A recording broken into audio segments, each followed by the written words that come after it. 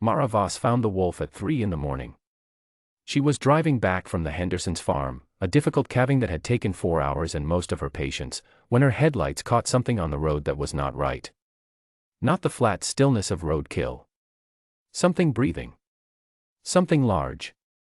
She pulled over. She turned on her hazard lights. She sat in the truck for exactly 4 seconds, which was how long it took her conscience to win the argument her common sense was making. She got out. The rain was cold and steady. The trees on both sides of the road were black against a black sky. Her boots hit the asphalt and she moved toward the shape with her emergency kit in one hand and her flashlight in the other, and when the beam found the wolf, she stopped. He was enormous. A gray so dark it was almost charcoal, soaked through, with one massive foreleg caught in the steel jaws of an old trap. The trap was the kind that had been illegal in Wisconsin for years. Somebody had not cared about that. The wolf looked at her. She looked at the wolf. The eyes were yellow, and they were watching her the way a thinking thing watches, not blind panic, not the sharp animal terror she expected. He was assessing her. Deciding. She opened her kit slowly. "Okay," she said. Her voice was low and even. She always talked to her patients. "I see the problem. I'm going to fix it. You're going to let me." She did not know why she said the last part with such certainty. He was a wild animal. He could take her hand off at the wrist before she reached him. He didn't move. She worked for 20 minutes in the rain, on her knees in the mud, her hands careful and steady around the trap mechanism. When the jaws released, the wolf made a sound that was not quite a whimper, something lower, something controlled. His leg was badly torn. He had lost blood. He needed more help than a roadside release could give him. She looked at him. He looked at her. "My truck has a blanket in the back," she said. "This is going to be undignified for both of us." He let her lift him. That was the thing she would come back to, later, when she was trying to make sense of everything that followed. He let her. An animal that size, in that much pain, in the hands of a stranger, he should have been impossible to manage. Instead he went still against her, heavy and warm, and she carried as much of him as she could to the truck and got him onto the blanket and drove home through the rain. She set him up in her barn. She cleaned the wound and stitched what needed stitching and gave him something for the pain and the infection risk. He watched her work the entire time with those yellow eyes, tracking her hands, tracking her face, tracking the door and then coming back to her. She left water. She left food. She turned off the light. She went to bed and did not sleep for a long time. By the second day, the wound was healing faster than she could explain. She had been a veterinarian for 6 years. She knew tissue repair. She knew what a leg looked like 48 hours after the kind of damage that trap had done. What she was looking at did not match what she knew. She noted it in the small notebook she kept for complicated cases. She did not say it out loud. Saying things out loud made them real, and making this real would require her to start asking questions she was not ready to answer. Instead she sat on the barn floor in the evening, the way she sat with all her difficult patients, and she talked. She told him about the Henderson calving.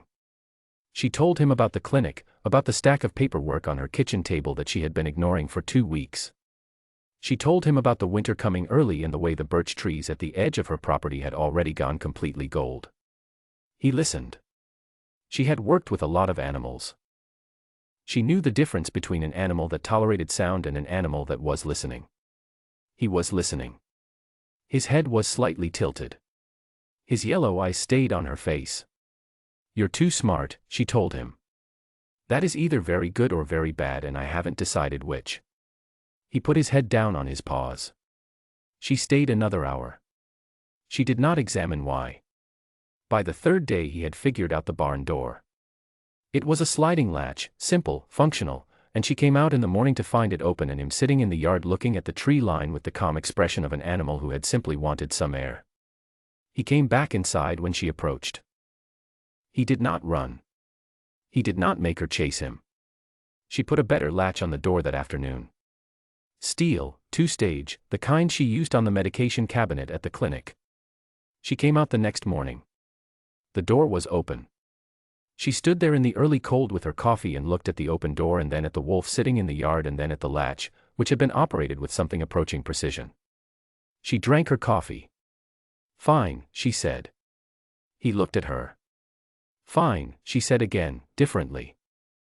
On the fourth night she came home at 2 in the morning from an emergency call, a dog, a car, an outcome she was grateful the family had not witnessed, and she was tired in the deep way that had nothing to do with sleep. She parked the truck and sat in the dark for a moment before getting out. The wolf was on the porch. Not pacing. Not waiting to flee. Sitting. Just sitting, in the way of something that belonged there or had decided to belong there, which she was beginning to understand were sometimes the same thing. She went and sat down next to him on the cold wood boards. She did not touch him. She was too tired for decisions. She just sat. He shifted. It was a small movement, barely anything, and then his shoulder was against hers. Warm and solid and very still. They sat like that while the sky went from black to gray. She told herself it meant nothing. She was very good at telling herself things. On the fifth day the trucks came. 3 of them. Dark, expensive. They pulled up her drive at mid-morning while she was doing a check on his leg, which was, impossibly, almost healed, and she stood up and walked outside with her arms crossed and watched the men get out. There were 6 of them. They moved in a way she noticed but could not have explained, too coordinated, too aware of each other's positions, like they were accustomed to operating as a single thing.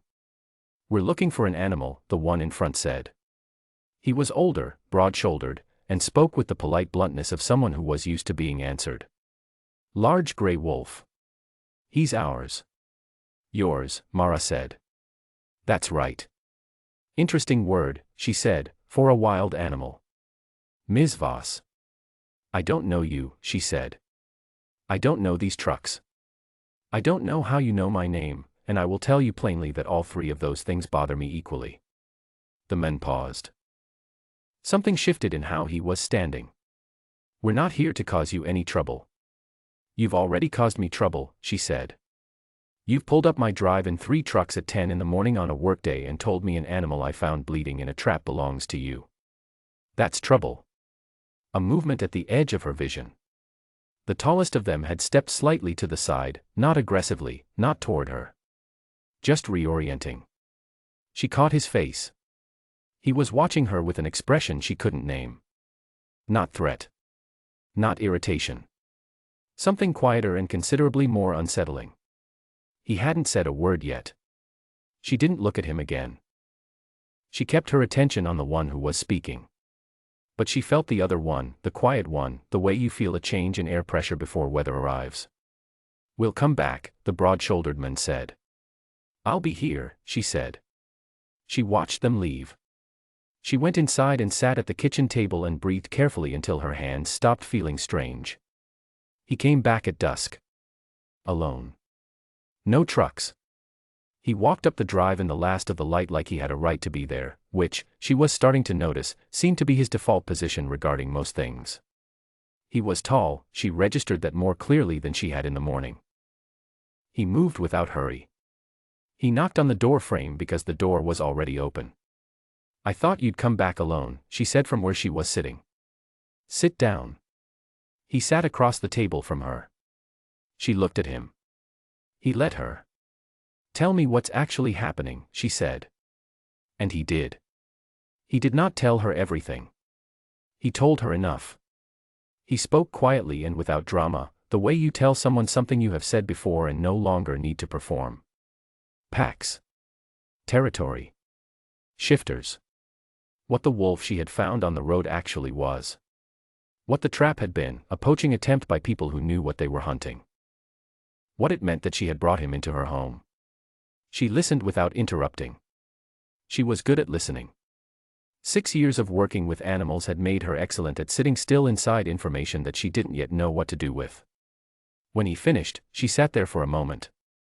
Then she got up and walked to the kitchen counter and stood with her back to him and looked out the window at the barn. "How old are you?" she said. It was not quite a question. He told her.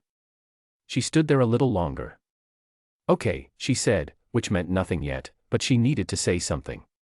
She turned around. Why are you here, she said, and not him? She meant the wolf. She meant the one she had found. She had understood, somewhere in the middle of his telling, that they were the same, that the enormous charcoal wolf healing in her barn and the men who sat across her kitchen table were two forms of the same thing. Something moved across his face. Not pain exactly. Something older than pain. Something that had already been examined and set aside because there was no room for it. Because he asked me to come, he said. She stopped. He asked you. He knew who you were to us, he said. Before I did. She did not know what to do with that sentence. What does that mean, she said. To us. He was quiet for a moment. Then he said, you know what it means. She did, somehow. She wished she didn't. She sat back down. He said it simply. He did not dress it up. He did not lean toward her or make it a moment. He said it the way you say something you have been carrying a long time, carefully, and with relief at finally setting it down. Fated mate, he said. That is what you are to me. I'm not asking you to accept that. I'm not asking you to feel it the way I feel it. I'm asking you not to disappear before you have the chance to understand what it actually means. Mara was quiet for a long time. Outside the window, the light had fully gone. The barn was a dark shape against the darker trees. I put a better latch on the barn, she said finally. He opened that too. He looked at her. Steel, she said. 2-stage. I use it on my medication cabinet. He was still watching her. I'm saying, she said, that he has been making decisions about being in my life since the first night. He could have been afraid of me. He wasn't. He could have run when he was well enough. He didn't. He sat on my porch at 2 in the morning in the cold and kept his shoulder against mine for 2 hours. She looked at the table. I don't know what to do with what you just told me. But I'm not someone who ignores evidence. She looked up. Something in his face had changed.